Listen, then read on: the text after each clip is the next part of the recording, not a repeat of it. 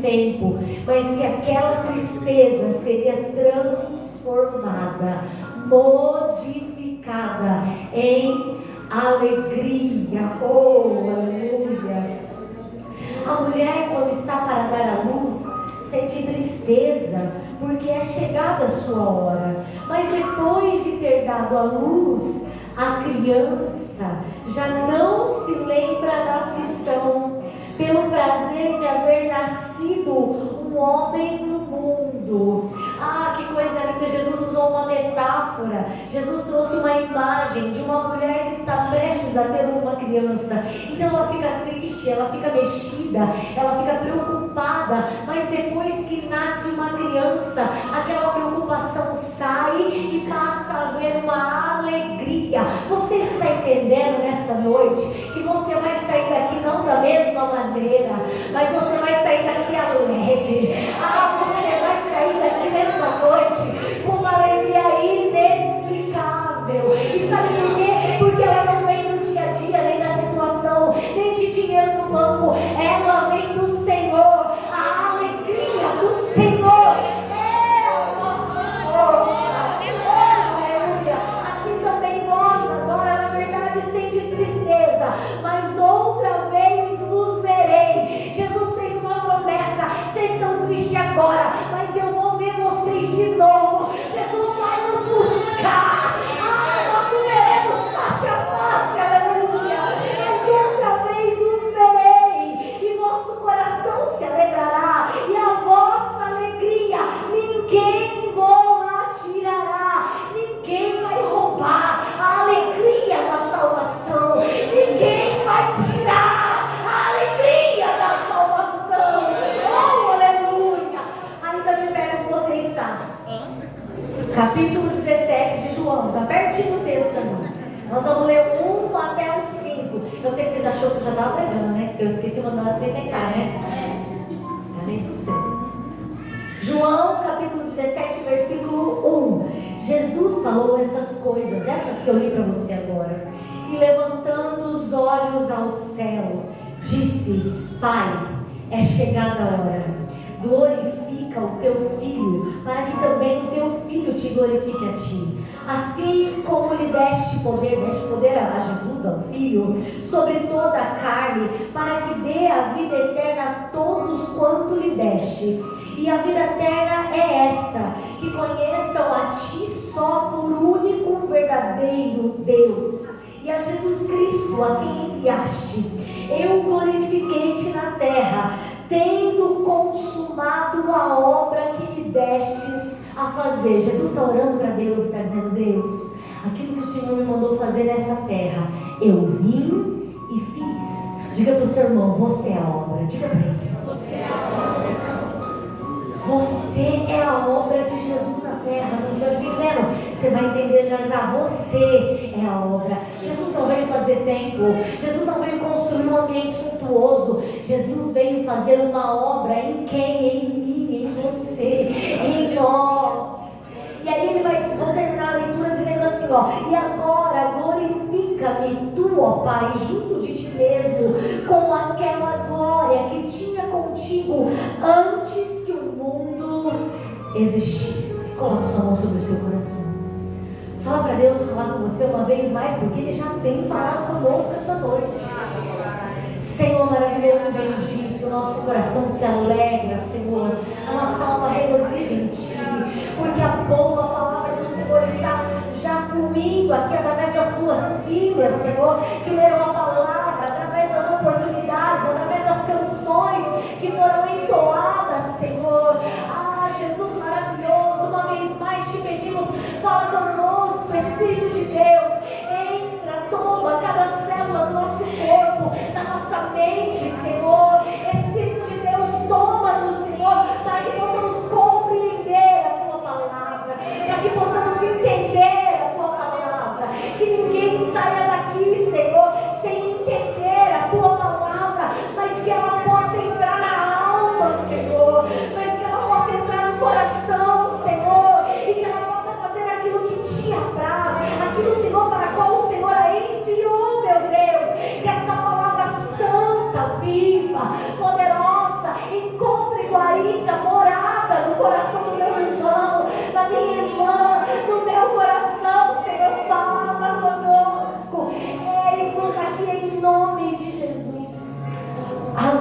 pode se assentar, dando glória a Deus.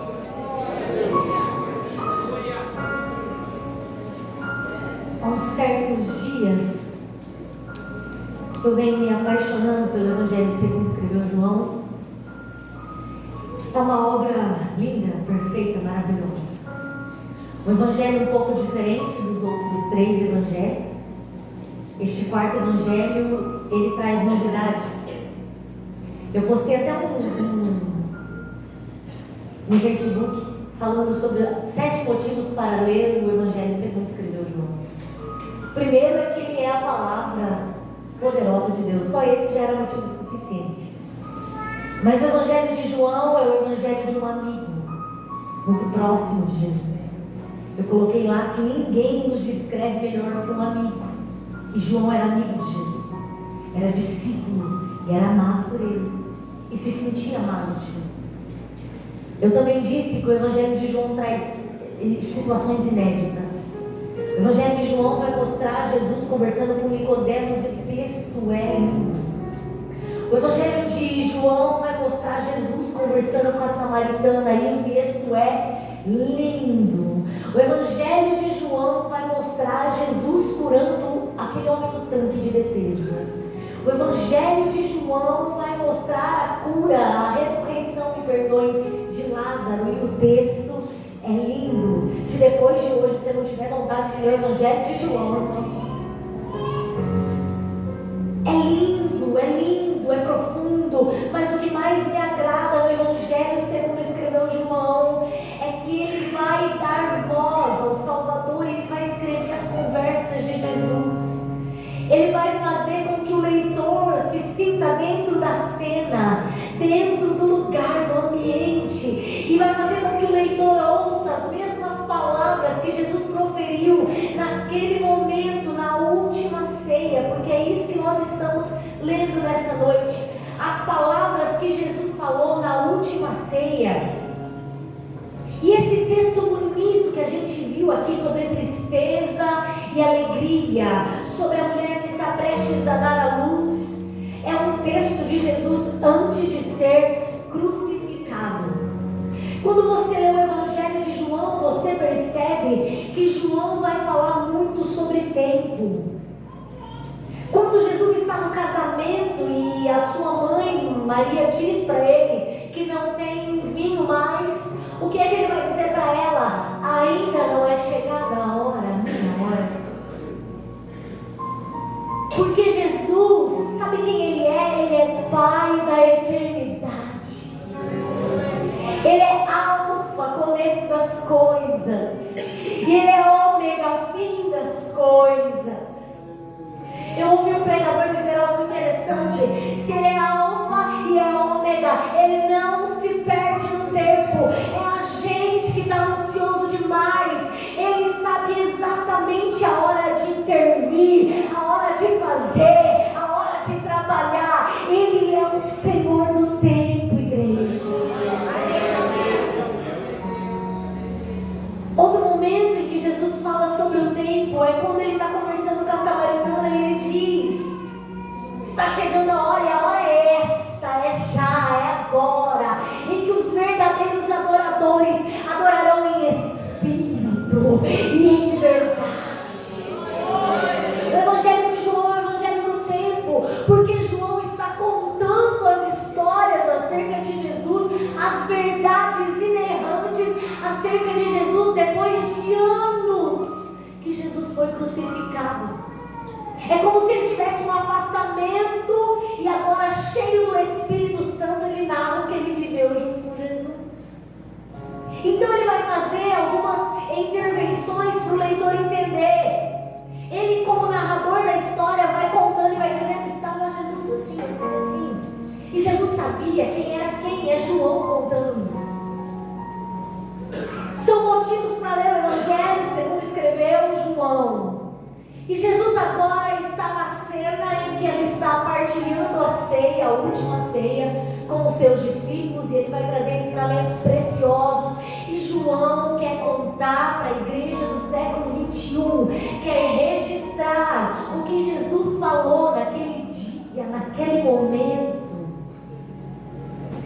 Quer compartilhar compartilhar com os discípulos do século 21 o que Jesus falou para os seus discípulos enquanto ele estava na terra. E ele vai dizer, na verdade, é Jesus falando isso aqui, na verdade vocês vão chorar, vocês vão se lamentar, e o mundo vai se alegrar, e vocês vão estar tristes, mas a vossa tristeza se converterá em alegria. O que Jesus estava dizendo na última ceia é: eu vou morrer, eu vou padecer, vocês vão sofrer a minha morte, a minha ausência, vocês vão sofrer tudo isso, mas a minha morte não será esquecida, mas eu também não vou ficar morto, eu vou ressuscitar ao terceiro dia, e ao terceiro dia eu vou visitar vocês, eu vou ressuscitar, e vocês saberão que eu ressuscitei. A tristeza dos discípulos ia ser intensa, impactante, profunda, mas ela tinha prazo de validade. A sua tristeza nessa terra pode estar nesse momento intensa, profunda, mas há um prazo de validade para ela, e o prazo é esta noite. É esta noite. Os que entraram entristecidos saíram daqui com a alegria da salvação.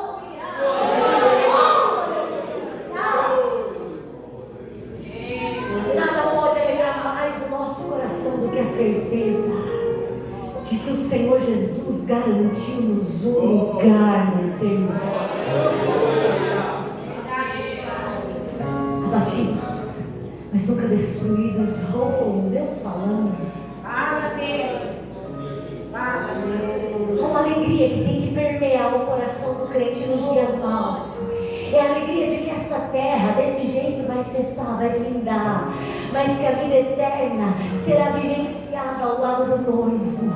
Ai, o noivo vem buscar a sua noiva. Jesus estava dizendo isso para os discípulos: vocês vão chorar, vocês vão sofrer, e o mundo vai ficar feliz. Sabe por quê? Porque o mundo jaz no maligno, e a morte de Jesus era a morte de um grande problema para o sacerdote, para o sumo sacerdote. Alguém que estava na perspectiva deles, desviando o povo judeu do fogo que era o Messias, quando ele era o Messias. Então o mundo vai se alegrar e vocês vão estar tristes. Mas não se preocupem, a vossa tristeza se converterá em alegria. Há um tempo de alegria, levante a sua mão e receba esta palavra nessa noite. Há um tempo de alegria chegando, há um tempo de alegria chegando, e a alegria não é nas coisas da terra, a alegria e contentamento é nas coisas do céu. A vossa tristeza se converterá. Sabe o que é conversão? Mudança de caminho.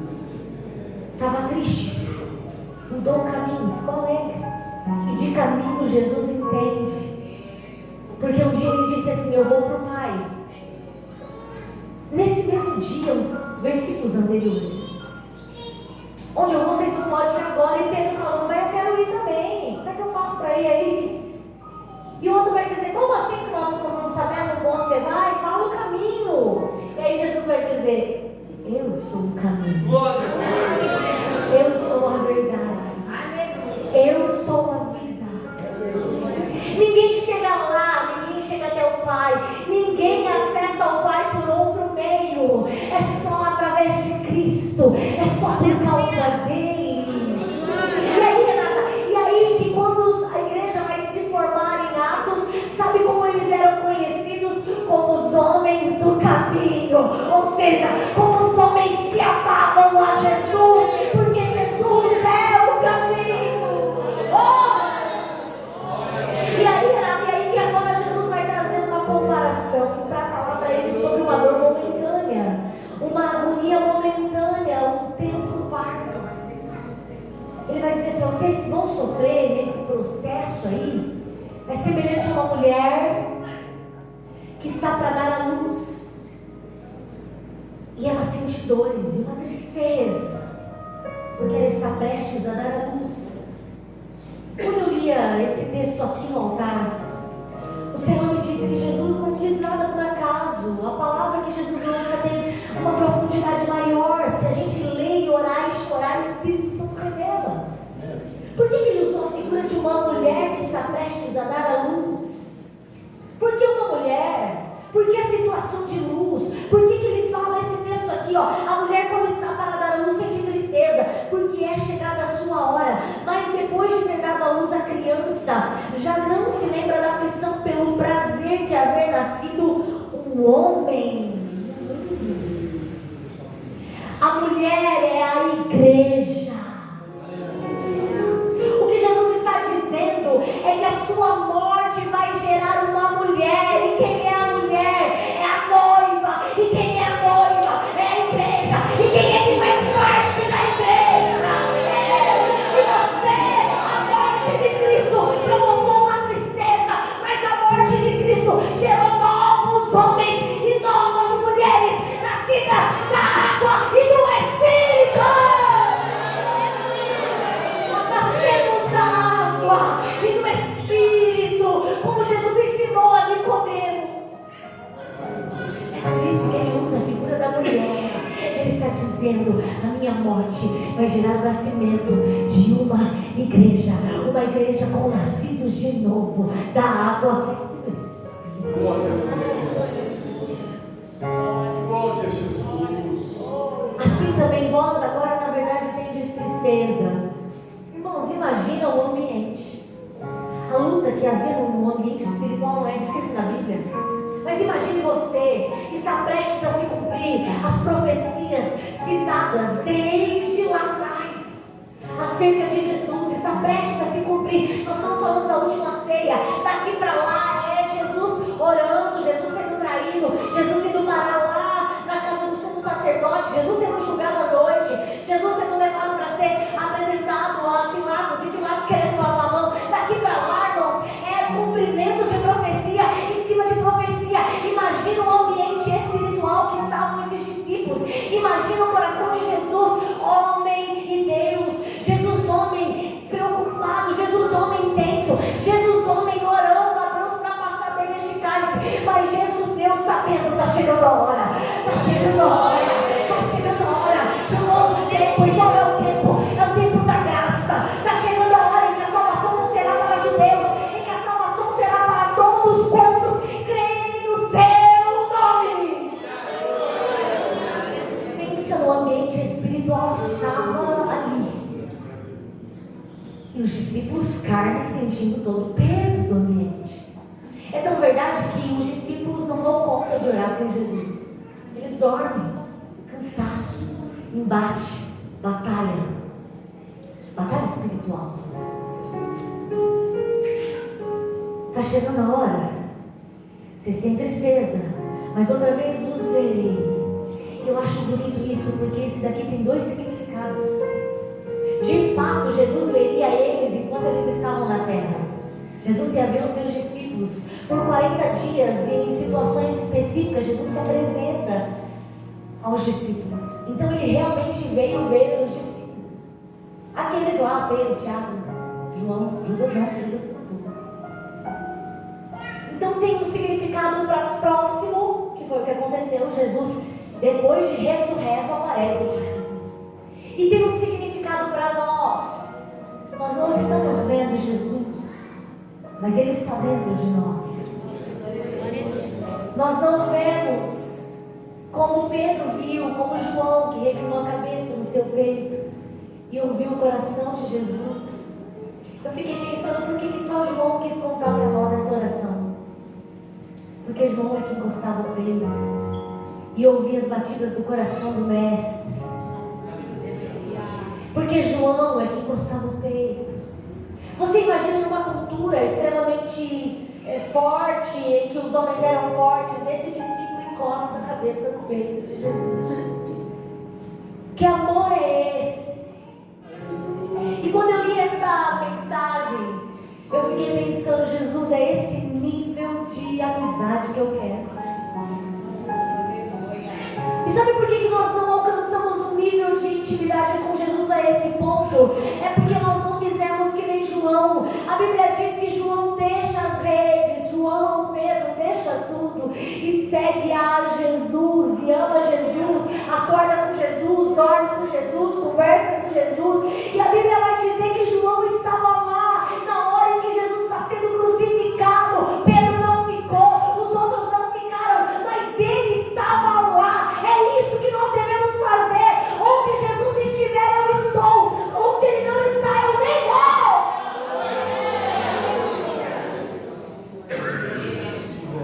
Nível de intimidade profundo, a ponto de escutar o coração de Jesus. Quando eles estão na cena da ceia e Jesus fala que um vai trair ele, o que eles mandam? João pergunta assim.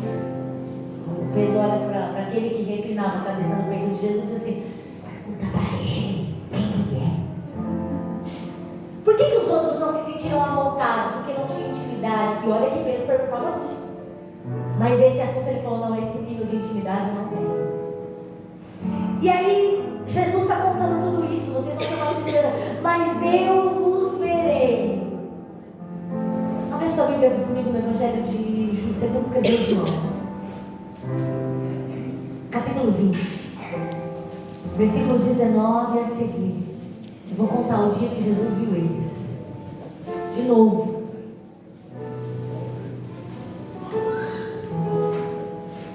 Evangelho segundo escreveu João, capítulo 20, versículo 19 a seguir.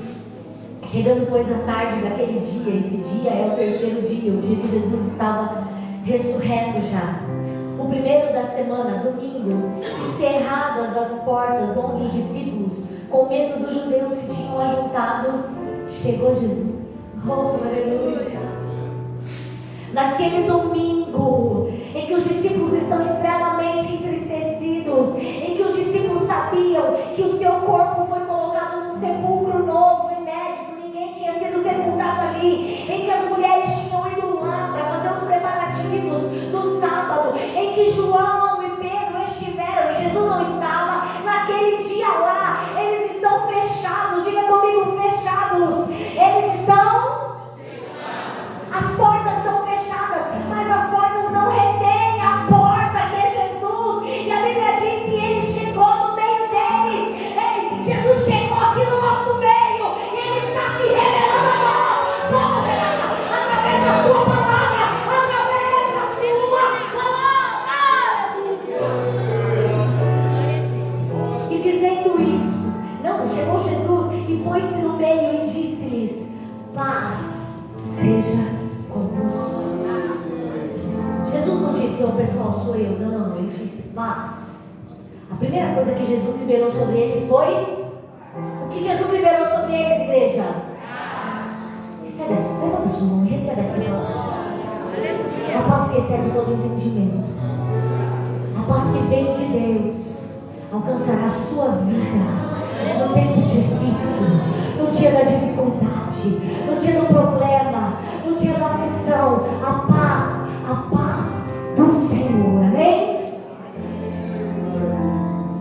A primeira coisa que Jesus libera sobre eles é paz. Por que, Renata? Porque eles estavam exatamente como ele descreveu, que eles estariam morrendo de tristeza, de medo, tudo junto. Mas Jesus falou: eu vos verei. E foi lá ver eles. Sabe por que eu gosto de Jesus? Porque ele cumpre o que ele promete. Sabe por que eu amo Jesus?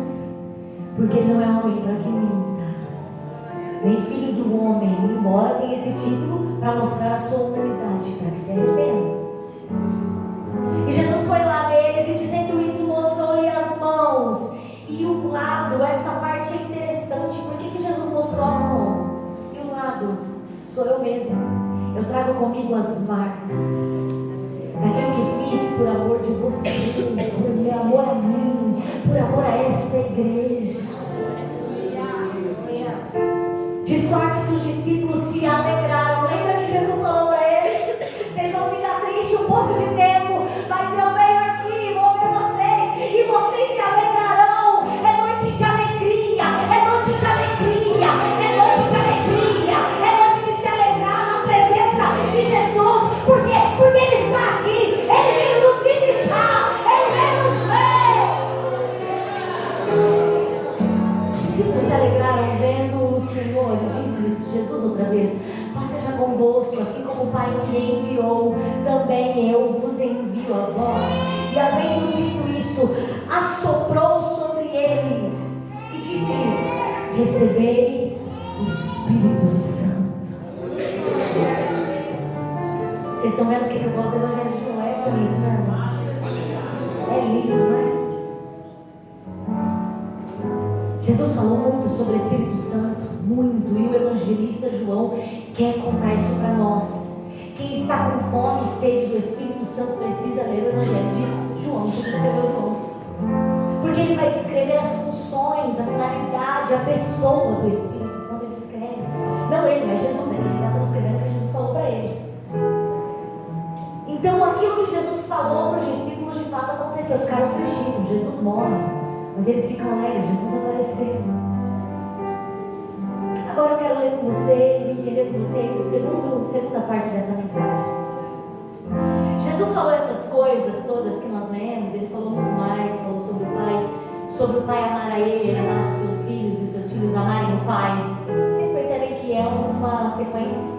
Deus ama o filho ama os filhos amam o Pai. Quantos entenderam isso nessa noite? Diga amém. Amém. Fazendo com a mãozinha para registrar na cabeça fica mais fácil, né? Deus ama o filho ama os filhos, que tornaram-se filhos por causa do unigênito. Os filhos também amam o Pai. É por isso que João é conhecido como o evangelista do amor. E aí, Renata, e agora nós vamos entender minuciosamente o que Jesus está fazendo aqui no Evangelho segundo escreveu João, capítulo 17. Jesus falou essas coisas e levantando os olhos ao céu. Você sabe que Jesus sempre olhava para o céu. À toa, Renata? Não, claro que não. A Bíblia vai dizer que Deus habita nos céus, que o seu trono está nas alturas. Então Jesus olhava para o céu para quê? Para olhar para o Pai, para a habitação do Pai. O que é que o salmista diz? Elevo meus olhos para o monte. De onde vem o socorro? Não é do monte, não. O meu socorro vem do Senhor, que fez os céus e fez a terra. O que eu aprendo com Jesus? Quando as coisas estiverem muito difíceis, eu não olho para a direita, não olho para a esquerda, não olho para o homem, não olho para ninguém. Eu elevo os olhos para o céu. É de lá que vem o meu socorro. Eu aprendo com Jesus para onde olhar, para quem olhar e como olhar, igreja. Para cima. Diz para o seu irmão, é para cima. Sabe por que a gente se perde? Por isso aqui, ó. Entendeu? Quando se querer, diga amém. E o pior, a gente que é mulher, a gente olhar isso aqui não faz assim, irmãos. Nós olhamos o lado inteiro. Se chegar uma mulher aqui com a roupa chiquérrima, nós vamos olhar assim, sabe onde a gente olha? Nós vamos saber a roupa inteirinha. Fez um raio-x, sabe a marca, a loja, até o valor, se cuidar. Pesquisou na internet, ninguém viu. Só isso aqui, irmãos. Vocês estão rindo, mas é o que a gente faz. Jesus olhou para o alto, olhou para o céu e disse: Pai, é chegada a hora. Eu não falei para você que o Evangelho de João é o Evangelho do tempo? Chegou. Aquilo que estava previsto antes da fundação do mundo chegou. Chegou a hora, Pai. Eu estou ciente, estou sabendo. E eu quero te pedir, Pai, glorifica a teu filho, para que também teu filho te glorifique a ti. E aí eu ouvi uma mensagem do pastor Hernandes Dias Lopes falando o que é glorificar no hebraico. Eu fiquei curiosa, fui atrás. Sabe o que significa glorificar? Desculpa, no grego, que é onde foi escrito o Novo Testamento. Glorificar significa revelar, tornar mais claro a glória de Deus pelas ações de alguém. Vou explicar. Revelar é tirar o véu, é mostrar, é tornar transparente para alguém. O que, Renata? A glória. O que é glória? É grandeza, é honra. A honra de Deus. Como, Renata? Pelas ações de alguém. É por isso que Paulo vai dizer: quer comais, quer bebais, façam tudo para a glória de Deus. Ou seja, aquilo que eu faço remete à grandeza do Deus que eu sirvo. Aquilo que eu apresento aos outros remete à grandeza, à honra do Deus a qual eu sirvo.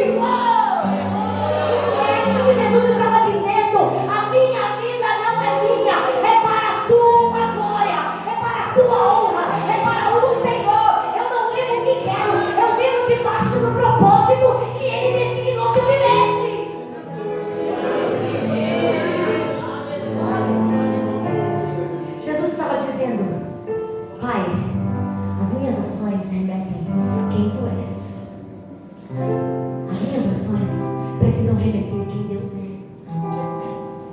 Se eu ajo por ódio, por vingança, por ímpeto, não estou glorificando a Deus. As minhas ações não revelam quem Deus é. Deus não é odiador. Nem existe a palavra, acabei de ver. Chama neologismo. A gente inventa umas palavras, vai ficar chique você falar que é neologismo. Quando eu acho por vingança, tudo bem que a Bíblia diz que a vingança é do Senhor, mas você sabe em que contexto que está.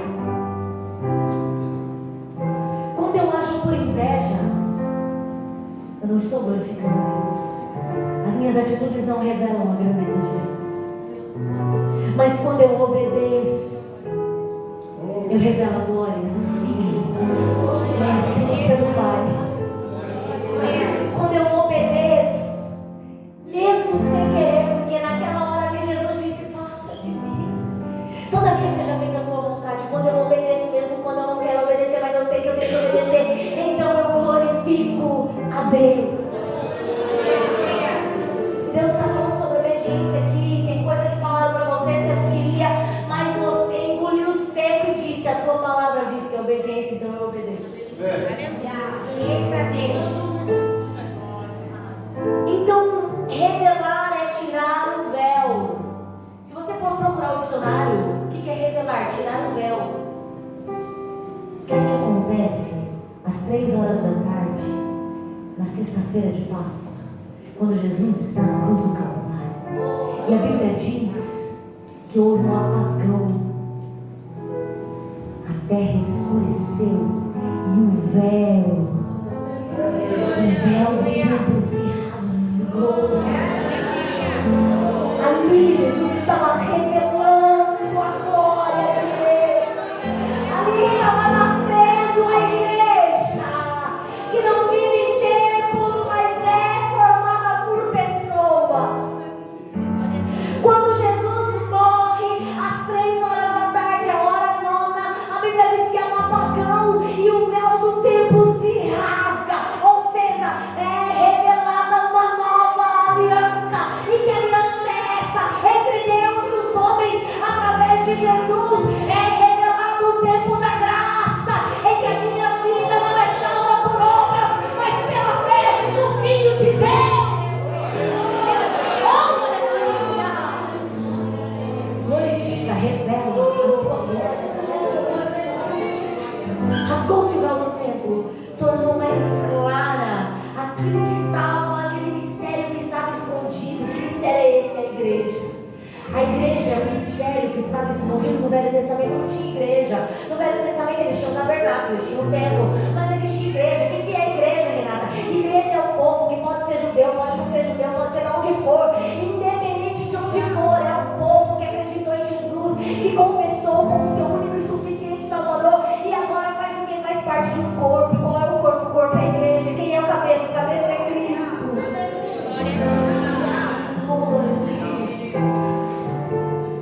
Assim como lhe deste poder, Deus deu poder a Jesus sobre toda a carne, para dar vida eterna a todos quanto Deus dá a Ele.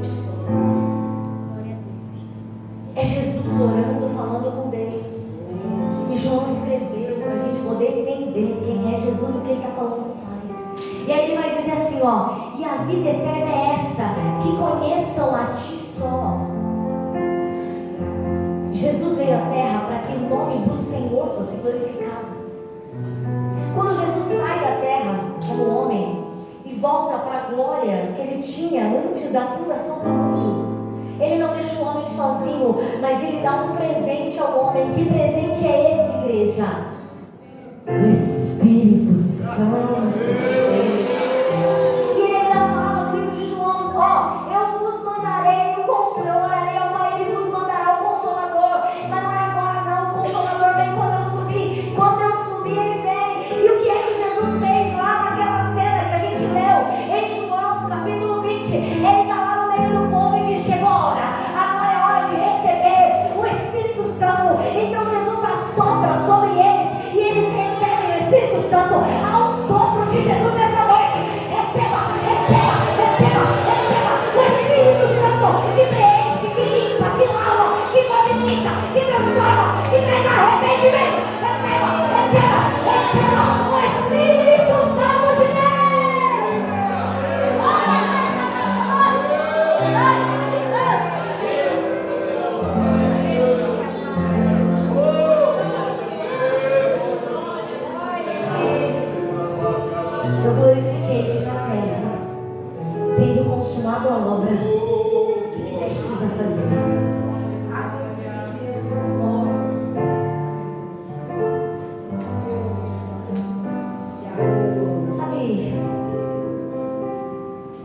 que Jesus veio a essa terra para fazer uma obra. Eu disse que a obra somos nós, né? Naquele dia da Samaritana, era meio-dia quando ele estava falando com ela. Os discípulos saíram para comprar comida. Aí eles voltaram e estavam trazendo comida.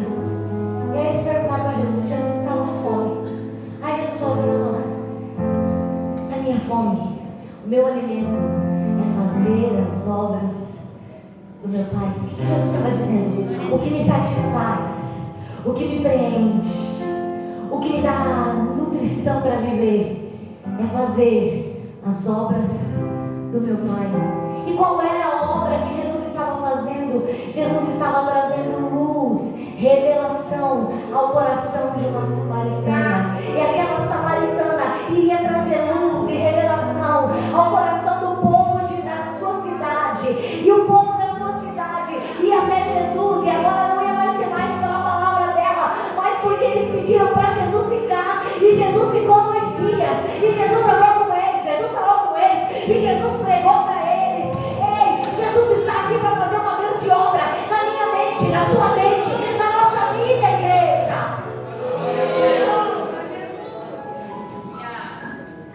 E agora que eu já cumpri a obra, vamos entender que obra era essa de Jesus? Eu já sei que está em mim a obra, que eu sou a obra, mas eu quero te explicar por que, usando a lei e a graça. Diga comigo: lei e graça. No Velho Testamento, Jesus instituiu a Moisés um ritual.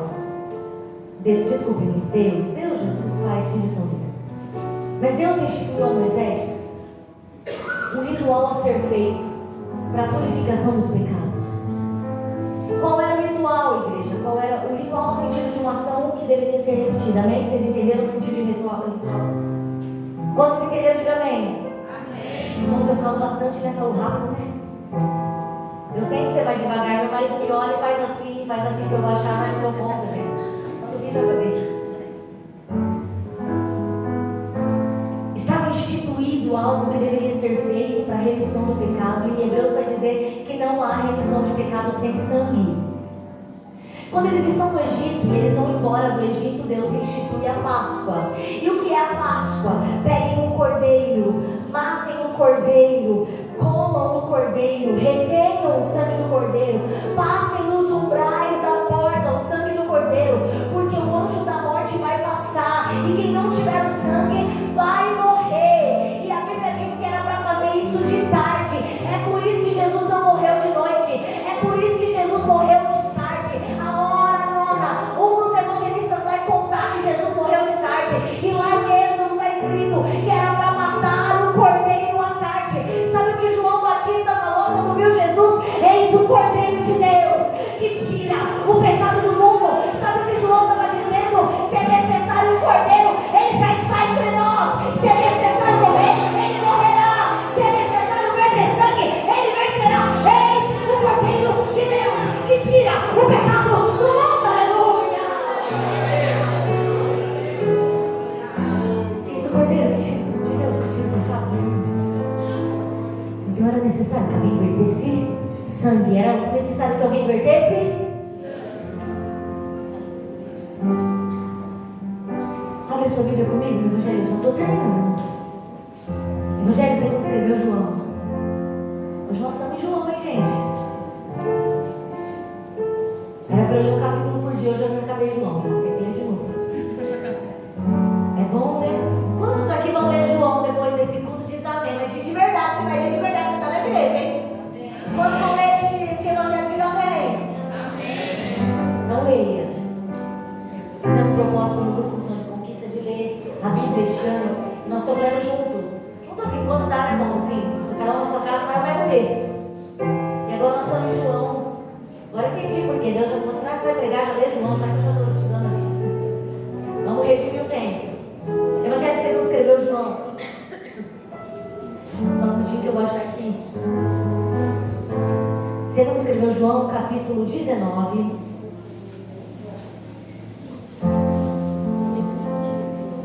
Versículo 30. Vamos começar no 30 mesmo.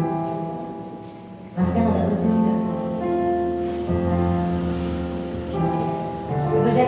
escreveu João, capítulo 19, versículo 30. E quando Jesus tomou o vinagre, disse: está consumado. Inclinando a cabeça, entregou o Espírito. Vamos para o 33. 32. Foram, pois, os soldados, e na verdade quebraram as pernas ao primeiro. Jesus foi crucificado no centro entre dois homens que realmente mereciam ser crucificados pela lei da época. E foram, pois, os soldados, e na verdade quebraram as pernas ao primeiro e ao outro que com ele fora crucificado. Então, entre Jesus estão dois homens pecadores que mereciam pela lei da época serem crucificados. Para ter a garantia da morte, eles quebraram a perna. Era uma garantia de que aquele homem de fato estava morto. Acabou, encerrou, embora, vamos lá sepultar, porque não pode ficar. Amanhã é sábado ninguém faz nada, então vamos quebrar a perna de quem está ali. Era um hábito da época. Mas vindo a Jesus, vendo-o já morto, não lhe quebraram as pernas. Por que não quebraram a perna de Jesus? Primeiro porque ele estava morto, mas antes de tudo é porque havia uma profecia que nenhum dos seus ossos se quebraria. Sabe o que Jesus está dizendo nessa noite? Que o Deus que promete, esse Deus é Deus que cumpre. Que o Deus que registra com a sua palavra é Deus que cumpre. Quantos creem que as promessas serão cumpridas? Quantos creem que não se quebrará, mas a obra será completa? O cordeiro não podia ter ossos quebrados. O cordeiro deveria ser morto por inteiro. Era um cordeiro perfeito, e Jesus não teve nenhum osso quebrado. Todas as palavras são verdadeiras. Todas as profecias acerca do Messias se cumpriram e se cumprirão. Então ele vem, igreja, ele vem.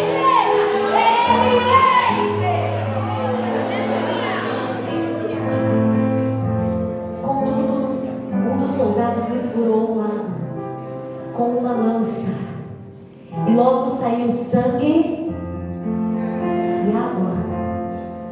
Tinha que ter sangue para remissão de pecado.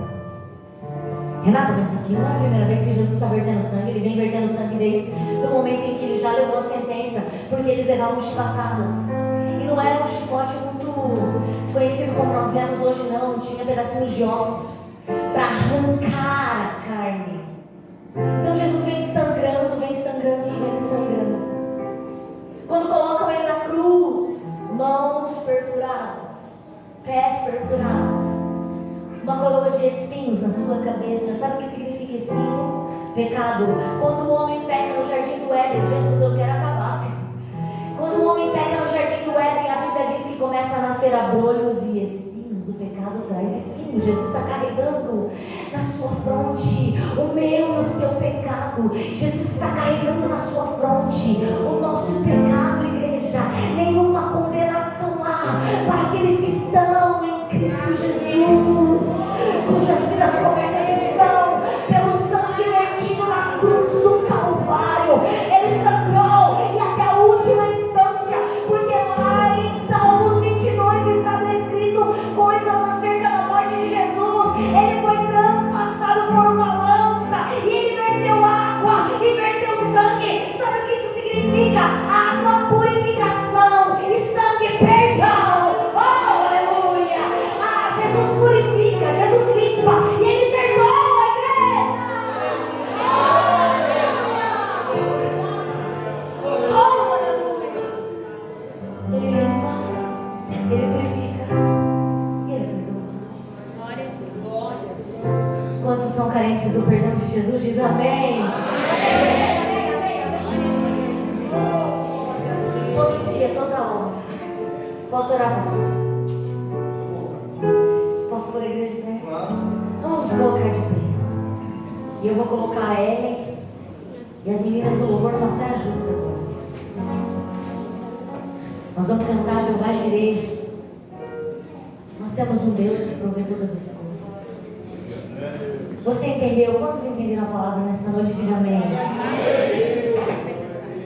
Enquanto eles vão se preparando, deixa eu te contar um segredo. Eu preparo esboço, tenho um caderno, já até acabou, irmãos, tem uns par desses.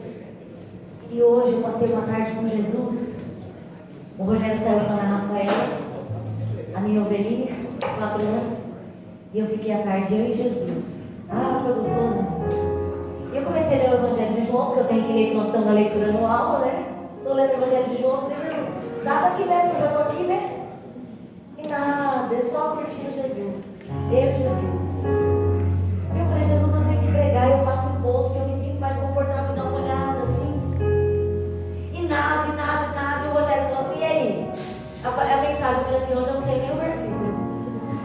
Porque eu não sabia, eu falava, Jesus, eu gosto de tanta coisa aqui, eu vou falar do que, Senhor? E eu vim em paz, porque eu sabia que Ele já havia preparado a palavra. E a única coisa que Ele me mandou registrar era o que é glorificar. E a hora que Ele morreu, a hora não. E eu falei em julho, Rogério, dia 31 de julho eu encerro esse primeiro semestre e eu não vou pregar agosto. Agosto nós vamos subir no mundo. Eu, você e a Ana Rafaela, nós subimos no mundo, irmãos. Fomos de férias, frequentamos os cultos, ninguém conhecia nós. Olha isso, fomos longe daqui. E eu falei, Rogério, todo culto eu tinha uma vontade de pregar. E eu disse que eu não ia pregar agosto. E eu não ia pregar agosto, mas hoje, à tarde, na minha tarde com Deus, eu ouvi o Lucas Agostinho dizendo o seguinte: nós não vivemos por agenda, nós vivemos por propósito. E a irmã disse a mesma coisa. Há um propósito para eu estar aqui nessa noite. E o propósito para mim foi a edificação da minha vida, porque eu estava com uma saudade de pregar. Queridos, o propósito de Jesus para nós nessa noite é nos comunicar que Ele lava, Ele salva, Ele purifica, Ele morreu na cruz, mas Ele ressuscitou, Ele dá e nos busca. Então feche os seus olhos para orar comigo nessa noite. Senhor maravilhoso e bendito, a Tua palavra foi ministrada, Senhor, nos nossos corações. A Tua palavra foi ministrada na minha alma, lá em casa à tarde, Senhor. E eu estava tranquila porque o Teu Espírito Santo